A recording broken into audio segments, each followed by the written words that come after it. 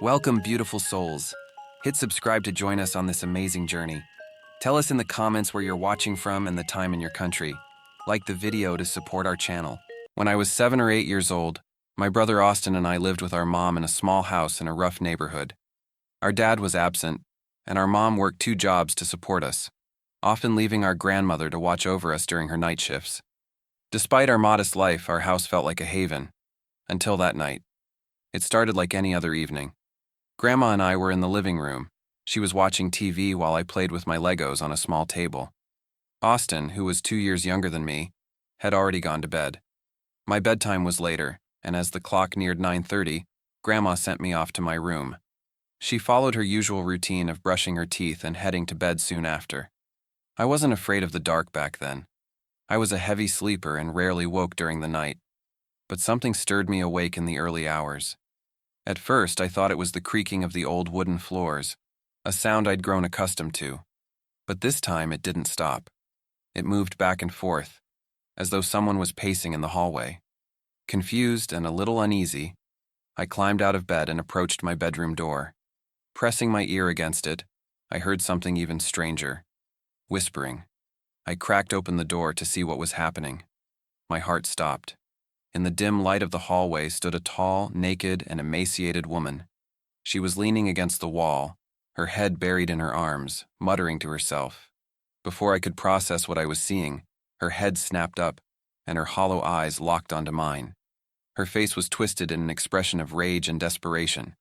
I screamed, slamming the door shut and locking it. She pounded on the door with ferocious strength, screaming, "Jeremy! Jeremy! Open the door!"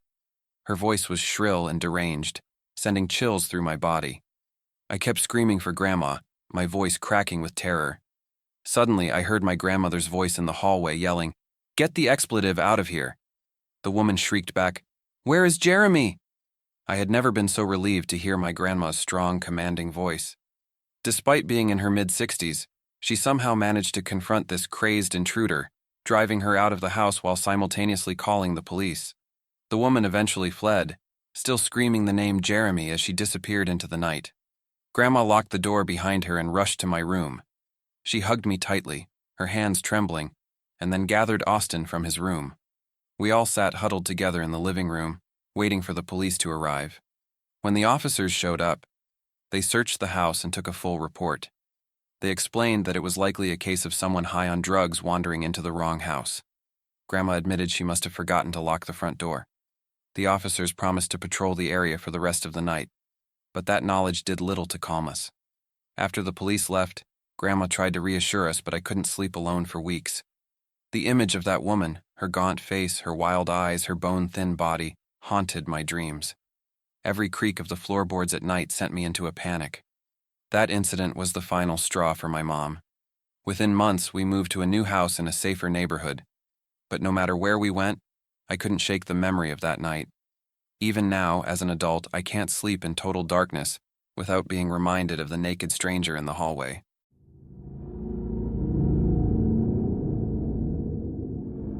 When I was 19, life was simple.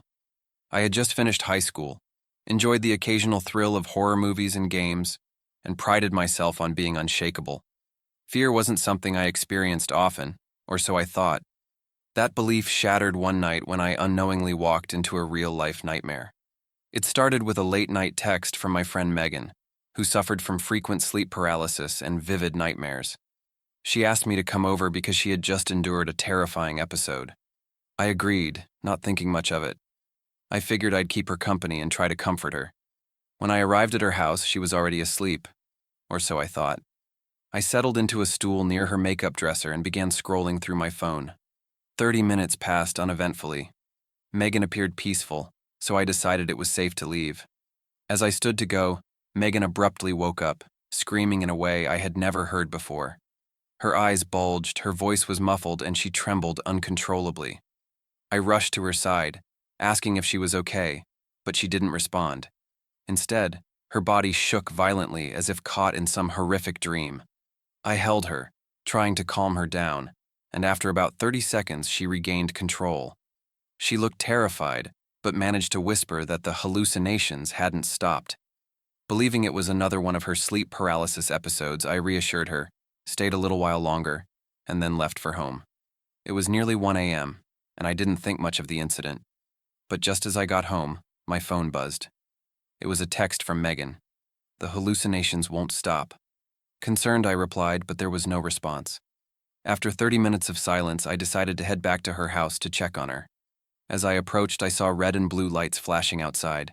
2 police cars were parked on her street, and my stomach dropped.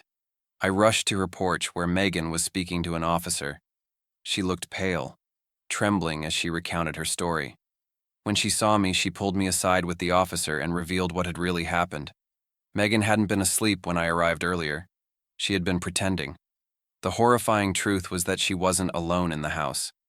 Hiding in her closet was a tall, disheveled man, homeless, with greasy long hair and sunken eyes. He had been there the entire time I was in the room with her. She explained that she initially mistook the man's presence for one of her sleep-induced hallucinations. But when she saw him move in the shadows, she realized it was no dream. Too scared to react, she stayed still, hoping I would notice something. When I left, her fear intensified. She called 911, convinced the man would attack her. The police arrived within minutes and found the man still hiding in the closet. He was armed with a large kitchen knife. Megan's bravery and quick thinking likely saved her life. The officers believed my unexpected presence earlier had spooked the man into staying hidden, preventing him from acting on whatever sinister plan he had. As Megan recounted the ordeal, I felt a wave of guilt. I had been so oblivious, thinking it was just another one of her episodes. The thought that the man had been mere feet away from me, concealed in the shadows, made my skin crawl. The man was arrested and taken into custody. According to the police, he had likely broken in earlier that evening, intending to harm her. They found no personal connection between Megan and the man. It was a random, chilling encounter. To this day, I can't shake the thought of how close we both came to tragedy. Megan eventually moved to a new apartment, and while she's still haunted by what happened, she's grateful she acted when she did. As for me, that night stripped away my false bravado. Real fear isn't in movies or games. It's in the moments you don't see coming.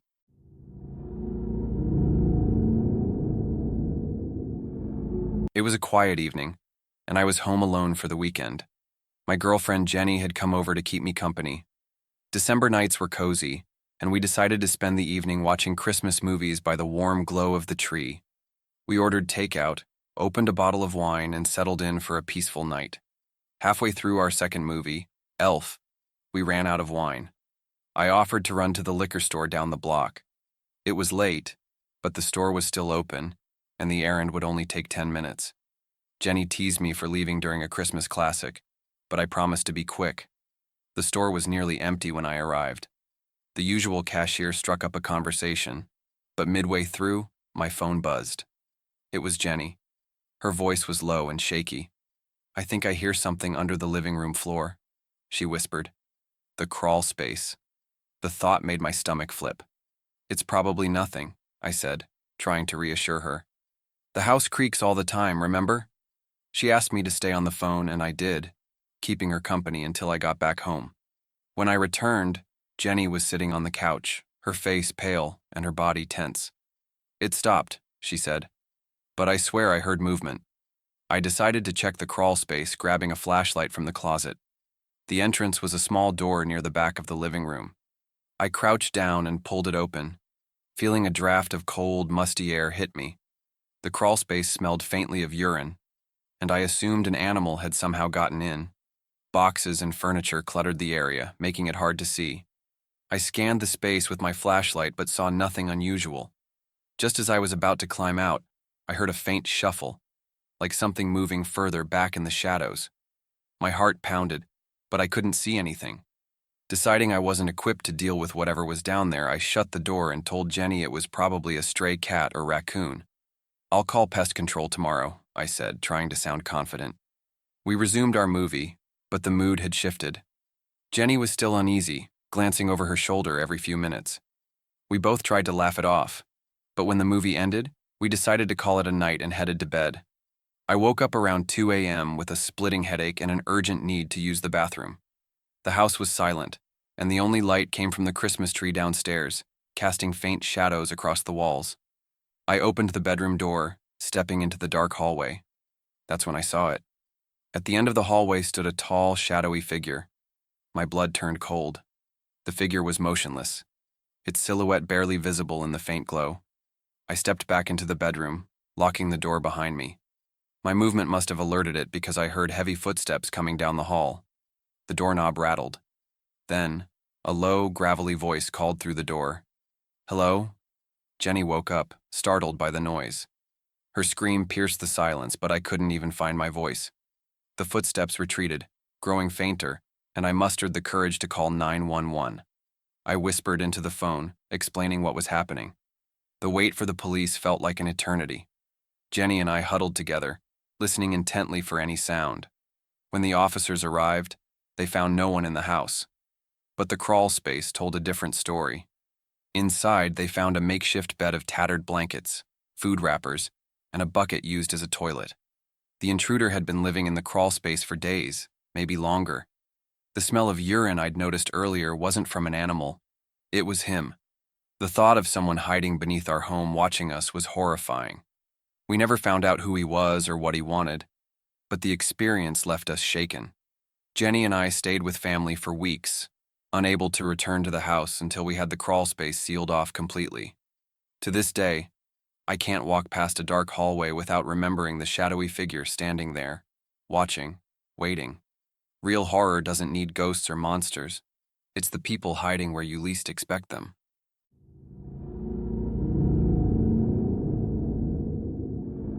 It was past midnight when I returned home after a night out with friends. I lived in a 3-bedroom apartment in Chicago with my 2 roommates, Mike and Tom. Tom was staying at his girlfriend's place that night, leaving just Mike and me at home. As I entered the apartment, I noticed Mike's door was closed with the soft glow of his TV spilling out beneath the crack. I assumed he was watching something before falling asleep. Exhausted, I went to my room, changed into pajamas, and turned on my own TV. After a few minutes, I started drifting off to sleep, only to be jolted awake by the sound of the doorbell ringing. Confused, I glanced at my clock. It was 1:30 a.m. Who could possibly be at the door at this hour? I tried to ignore it, but the doorbell rang again, followed by another chime just seconds later. Thinking it might be one of Mike's late-night customers, he occasionally sold weed, I got up and went to the intercom. "Who is it?" I asked. A soft, feminine voice replied, "It's Emma. I'm here to see Mike." I sighed, suspecting Mike had fallen asleep while waiting for someone. Figuring it wasn't a big deal, I walked downstairs to the building's front door. Through the tall glass, I saw a young woman standing outside. She looked harmless enough, college-aged, blonde, and wearing glasses. I cracked the door open. "You're here for Mike?" I asked. "Yes," she said, nodding. "Can I come in?" "Sure," I replied, holding the door open for her. But instead of following me up the stairs, she stood there, gripping the door handle. Her eyes darted to her right, as if she were waiting for someone. The hairs on the back of my neck stood up. Something wasn't right. I turned and began climbing the stairs, quickening my pace as a sinking feeling set in.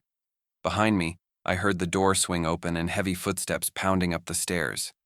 I glanced over my shoulder and froze. A tall, gaunt man with long, greasy hair was racing up the steps. His eyes were sunken, his arms covered in faded tattoos, and in his hand, he held a lead pipe. Panic surged through me as I bolted up the stairs, my heart pounding in my chest. Reaching my apartment door, I slammed it shut and locked it, my hands shaking. The man reached the door seconds later, banging on it with the pipe and shouting obscenities.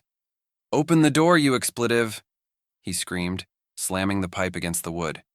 I stood frozen, too terrified to move. After a few agonizing moments, the banging stopped. I peeked through the peephole and saw him running back down the stairs. I didn't sleep that night. The next morning, I confronted Mike about the incident. He admitted he had buzzed someone in earlier, a girl named Emma, thinking she was a friend of mine. She had come upstairs claiming she was looking for someone named Tim. Mike told her no one by that name lived there, and after lingering near the door for a few moments, she left. That's when it clicked. She and the man had likely tried to break in earlier but failed.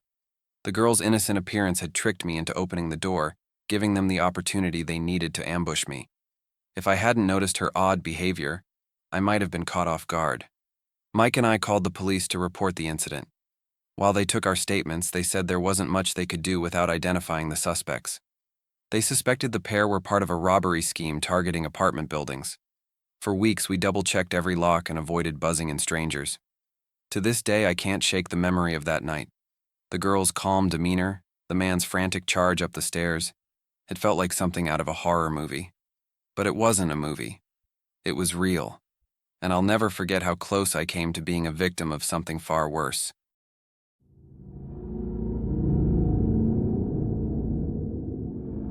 It was a regular summer evening, humid and still.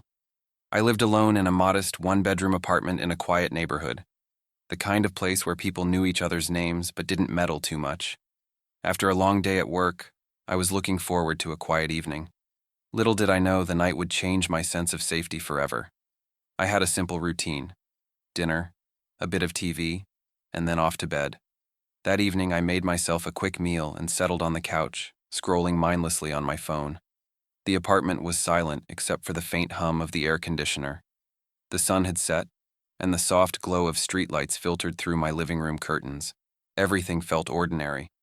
Until it didn't. Around 10 p.m., I heard a faint noise. A soft click. At first, I thought it was just the neighbors or something outside, but the sound was closer, inside my apartment. My stomach dropped. I muted the TV and listened intently. The sound came again. A faint, deliberate creak like a floorboard being stepped on. I froze, every hair on my body standing on end. My apartment wasn't big. The kitchen was just around the corner from the living room. Slowly, I reached for my phone, keeping my eyes fixed on the dark hallway leading to the kitchen. My heart pounded in my ears as I dialed 911, my hands trembling. Before the operator picked up, I saw it, a shadow moving across the wall. Someone was in my kitchen. The figure was tall and deliberate, moving slowly, almost methodically. I stifled a gasp, trying not to make any noise. The operator's voice finally came through, and I whispered, "There's someone in my apartment." The operator instructed me to stay calm and stay on the line. She asked if I could hide or leave. My apartment had no back door, and the only way out was through the kitchen. I quietly slipped off the couch and crept toward the bedroom, closing the door as softly as I could. I locked it, my breath shallow and rapid. I could hear faint rustling from the kitchen, drawers being opened and closed. My mind raced. What was this person looking for? Was it a burglary, or was it something worse? The operator assured me the police were on their way, but every second felt like an eternity. Then, I heard footsteps approaching the bedroom door. The doorknob jiggled once, twice. My blood ran cold. The person on the other side didn't say anything, but I could hear their heavy breathing. They tried the handle again, harder this time. I backed away from the door, clutching a small lamp as my only weapon. Just as the intruder began pounding on the door, I heard the distant wail of sirens. The pounding stopped. There was a long silence, then hurried footsteps retreating down the hall. I stayed frozen, too afraid to move, until I heard the police knocking on the front door. When the officers entered, they found my kitchen in disarray. Every drawer had been rifled through, and a knife from the block was missing. They also discovered my front door had been tampered with. The lock had been picked. But what sent chills down my spine was what they found next. In the corner of the kitchen, behind the pantry door, was a small pile of belongings: a sleeping bag, some canned food, and a phone charger. It wasn't just a break-in. Someone had been living in my apartment, unnoticed, for who knows how long. The police never caught the intruder, though they assured me they'd keep investigating. I couldn't stay in the apartment after that night. The idea that someone had been watching me, moving around my home, possibly waiting for the right moment, was too much to bear. Even now, years later, I double-check every lock, every window, every corner of every room. The thought of that shadow in my kitchen still haunts me, a reminder that safety is often just an illusion.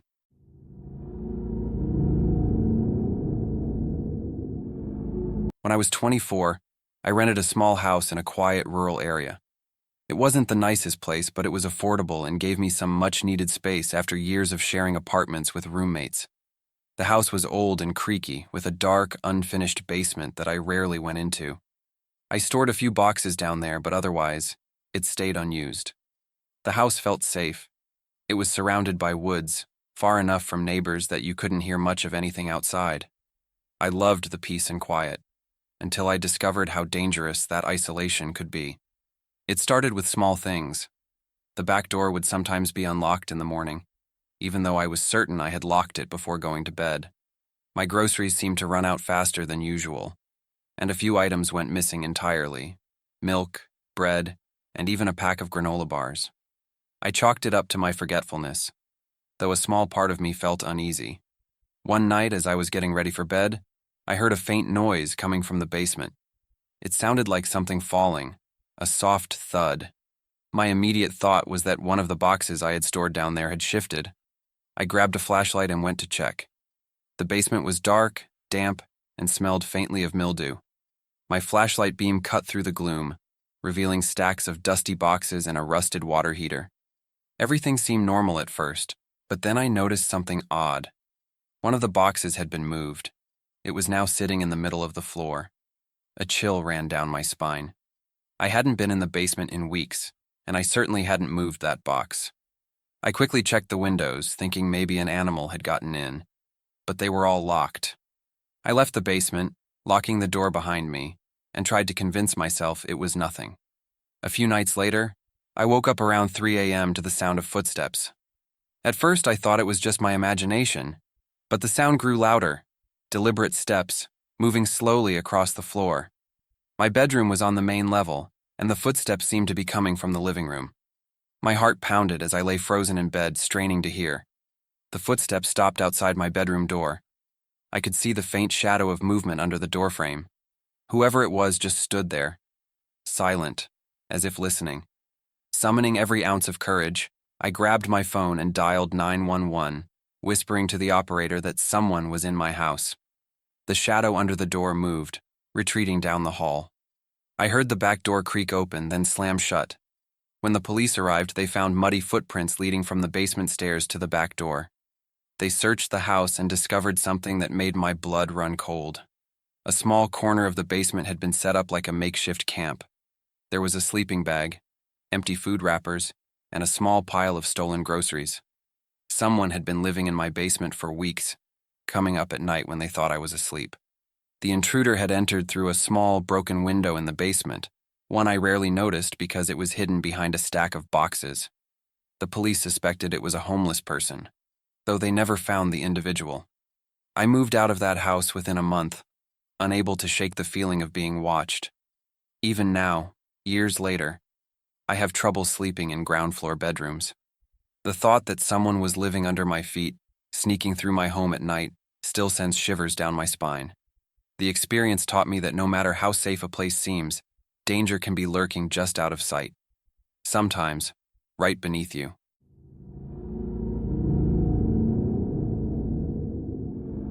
When I was 22, I lived alone in a small apartment near my university campus. It was a quiet building, the kind where most tenants kept to themselves. The building's security wasn't the best, but it had a front door that locked automatically and required a key to enter. I thought it was enough to keep me safe. I was wrong. It started with little things I didn't think much about. Sometimes I'd notice my closet door slightly ajar when I was sure I'd closed it. Once my laundry basket was moved to a different corner of my bedroom, but I brushed it off as my own forgetfulness. One night, I returned from class to find my front door unlocked. I froze in the hallway, my hand hovering over the doorknob. My first thought was that maybe I hadn't closed it all the way when I left, but deep down, I knew I had. Nervously, I pushed the door open and stepped inside. Everything looked normal. Nothing was out of place. Still, a chill ran down my spine. I checked the apartment thoroughly, even glancing into the closet. Empty. I convinced myself it was my imagination and locked the door securely behind me. A week later, I woke up in the middle of the night to a faint rustling sound. At first, I thought it was coming from outside, maybe the wind brushing against the windows. But then I heard it again, closer. It sounded like it was coming from my bedroom. My heart raced as I strained to listen. Then I heard a faint creak, like the sound of hinges. My closet door. I sat up in bed, frozen with fear. The closet door was partially open, a dark sliver of space visible between the door and the frame. My mouth went dry as I stared at it, too terrified to move. Slowly, I reached for my phone on the nightstand and dialed 911, whispering to the operator that someone might be in my apartment. The operator stayed on the line with me, instructing me to stay quiet and wait for the police. My breathing was shallow, my pulse pounding in my ears. Then the closet door opened wider. A man stepped out. He was tall and disheveled, with unkempt hair and a wild look in his eyes. He froze when he saw me staring at him, clutching my phone. For a moment, we just stared at each other, neither of us moving. Then, he lunged toward me. I screamed and bolted for the door, narrowly dodging his grasp. I ran into the hallway, still holding my phone, and banged on my neighbor's door. Thankfully, they opened quickly, and I stumbled inside just as the man emerged from my apartment. My neighbor, a large and intimidating man, confronted him, shouting for him to leave. The intruder hesitated, then bolted down the hall. Moments later, the police arrived. The officers searched my apartment and found clear evidence that the man had been living there. In the back of my closet, behind a stack of old boxes, was a makeshift bedding area. Blankets, a pillow, and even a small stash of food. The intruder had likely been staying there for days, maybe even weeks, coming out only when I was gone. They also found a set of keys in the man's possession. It turned out he was a former tenant who had kept a copy of the building's master key. He had been using it to enter my apartment, and who knows how many others. The intruder was arrested, but the experience left me shaken. For weeks, I couldn't sleep without every light in the apartment turned on. Eventually, I moved to a new place and changed my locks the day I moved in. Even now, I double-check every closet before going to bed. The idea that someone could be hiding just out of sight, waiting for the right moment, is a fear I've never been able to shake.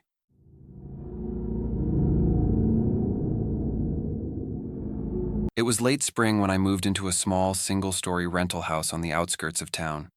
The area was quiet, surrounded by tall trees and spaced-out neighbors. The house itself was cozy, with a large backyard and an old, slanted roof that creaked when the wind blew. I thought it would be the perfect place to live alone, but I didn't know how vulnerable I really was. The first few weeks were peaceful, but then I began to hear strange noises at night. It started as faint creaks and groans from above, which I attributed to the house settling. One night, I heard something distinctly different, a sound like footsteps on the roof.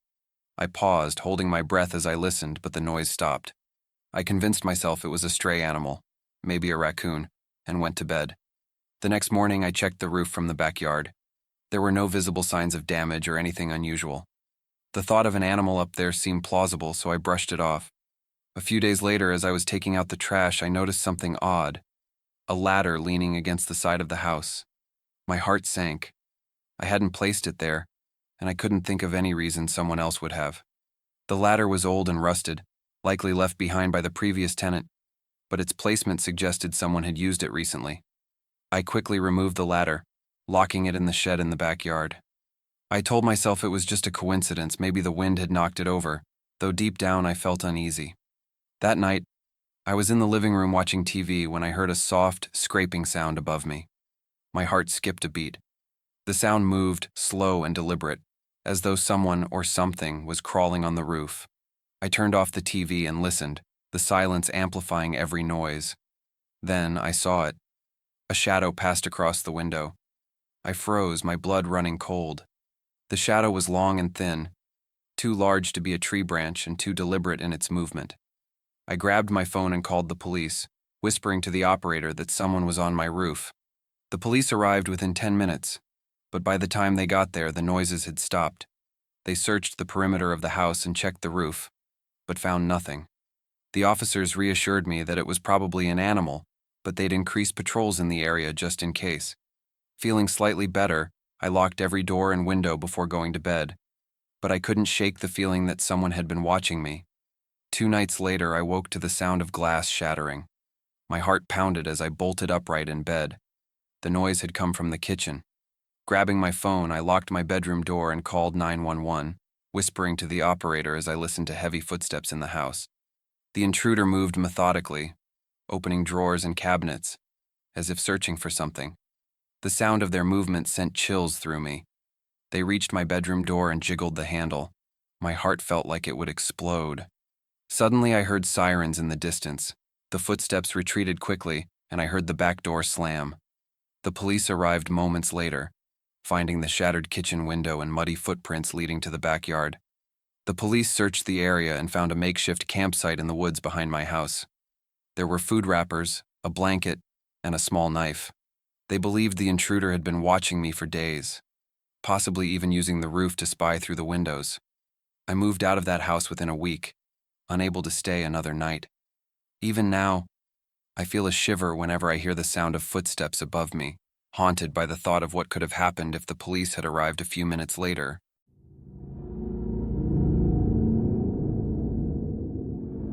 I had just moved into my first solo apartment, a quaint little unit on the third floor of an older building. It wasn't luxurious, but it was cozy and affordable. The neighborhood was quiet, mostly families and older couples, and I felt safe there. That sense of security didn't last long. About a month into my lease, I noticed my spare apartment key was missing from the hook by the door. I kept the key there in case of emergencies, but I was certain I hadn't used it recently. I searched the entire apartment thinking I had misplaced it, but it was nowhere to be found. I brushed it off, assuming I must have forgotten where I put it. A week later, strange things began to happen. At first, it was small. The windows in the living room were unlocked when I knew I'd locked them, or items like my TV remote or a coffee cup were in places I hadn't left them. I started to think I was losing my mind, but deep down, I knew something wasn't right. One night, I woke up to the sound of faint creaking. My bedroom was pitch black, and for a moment, I thought I'd imagined it. Then I heard it again, the unmistakable sound of floorboards shifting under someone's weight. The noise came from the living room. My heart began to race. I lay completely still, straining to listen. Whoever it was moved slowly, methodically. I reached for my phone on the nightstand, but it wasn't there. Panic set in as I realized I had left it on the kitchen counter before going to bed. I debated my options. Should I stay in the bedroom and hope they didn't come closer, or make a run for the door? As I lay frozen, I heard the footsteps move closer. They stopped just outside my bedroom door. The faint sound of breathing seeped through the gap under the door. Summoning every ounce of courage, I grabbed the lamp from my nightstand. My plan was to use it as a weapon if the intruder came inside. I held my breath, waiting for the doorknob to turn, but instead I heard the footsteps retreat, moving back toward the living room. I slowly crept to the door and pressed my ear against it. Silence. I decided to make my move. I flung the door open and bolted for the front door, grabbing my phone from the counter on the way. As I fumbled with the locks, I glanced toward the living room. There, standing in the corner, was a man.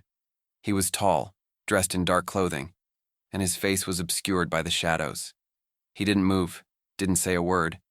He just watched me. I managed to unlock the door and ran down the hall, screaming for help. My neighbors came out, startled by the commotion, and called the police. The police searched my apartment but found no one. However, they discovered clear signs of forced entry through the living room window. What disturbed me the most was what they found under my bed. A small collection of items that didn't belong to me. Photos of me taken through my window, a notebook with disturbing notes about my daily routine, and my missing spare key. The intruder had been watching me for weeks, maybe longer. He had a detailed log of when I left for work, when I came home, and even what I ate for dinner. The thought that he had been in my apartment, possibly while I was sleeping, made me physically sick. I moved out of that apartment the next day, breaking my lease without hesitation. To this day, I check every lock and window multiple times before going to bed, and I never leave spare keys where they can be found. The experience taught me a harsh truth. Even in the safest places, you can never truly know who's watching.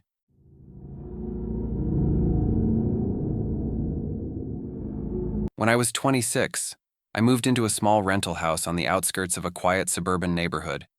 The house wasn't much, but it had charm, a big backyard, cozy rooms, and an eerie crawl space beneath it that the landlord assured me was rarely used. I didn't think much of it. I was excited to finally live alone. For the first few weeks, everything was peaceful. The neighborhood was quiet, and I enjoyed my newfound independence. But then small, unsettling things began happening. One evening, as I was watching TV in the living room, I heard faint knocking. At first, I thought it was coming from the front door, but when I went to check, no one was there. Shrugging it off as my imagination, I returned to the couch. Then I heard it again. 3 slow, deliberate knocks. This time, it sounded like it was coming from the floor. The noise unsettled me, but I told myself it was probably an animal under the house. I ignored it, but the next night, the noises returned, louder and more persistent. It sounded like shuffling, scratching, and even faint whispers. My stomach churned at the thought of a pest infestation, but I couldn't bring myself to check the crawl space. A week later, I decided to investigate. Armed with a flashlight, I made my way to the crawl space entrance in the backyard. The door was slightly ajar. My chest tightened. Had I forgotten to close it, or had someone opened it? I crouched down and shined the flashlight inside. The beam illuminated a low, dusty space filled with cobwebs and dirt. Nothing seemed out of the ordinary at first, but then I spotted it. A pile of empty food wrappers, a dirty blanket, and a half-empty water bottle shoved into the corner. My heart raced. Someone had been living down there. I backed away quickly, slammed the door shut, and secured it with a lock. I called the police to report the discovery, but they didn't seem too concerned. "It's probably just a homeless person passing through," the officer said. "Let us know if you see anything else." That reassurance lasted until 2 nights later. I woke up to the sound of something moving inside the house. The floorboards creaked softly, and I felt a chill run down my spine. Someone was in my home. I reached for my phone and dialed 911, whispering to the operator. "I think someone's inside my house," I said, trying to keep my voice steady. She told me to stay quiet and lock myself in a room. I tiptoed to my bedroom door and locked it, pressing my ear against the wood. Heavy footsteps moved down the hall, stopping just outside my door. My breath caught as the doorknob jiggled. Then a low voice whispered, "I know you're in there." I froze, clutching my phone like a lifeline. The operator assured me officers were on their way. The intruder banged on the door once, then twice, before falling silent. Moments later, I heard the sound of footsteps retreating and the back door slamming shut. The police arrived minutes later and searched the house. They found the back door forced open, but the intruder was gone. What they found in the crawl space was even more disturbing. A crude sleeping area with a notebook. Inside were notes detailing my daily routine, when I left for work, when I came home, and even what TV shows I watched at night. The officers told me the person had likely been living in the crawl space for weeks, watching and waiting for the right moment to come inside. I moved out the next day, breaking my lease and staying with friends until I found a new place. The experience left me paranoid, checking every lock and window multiple times a day. To this day, I can't walk past a crawl space without feeling a sense of dread. The idea that someone had been watching me, hiding just beneath my feet, still haunts me. It was a horrifying reminder that even in your own home, you're not always alone.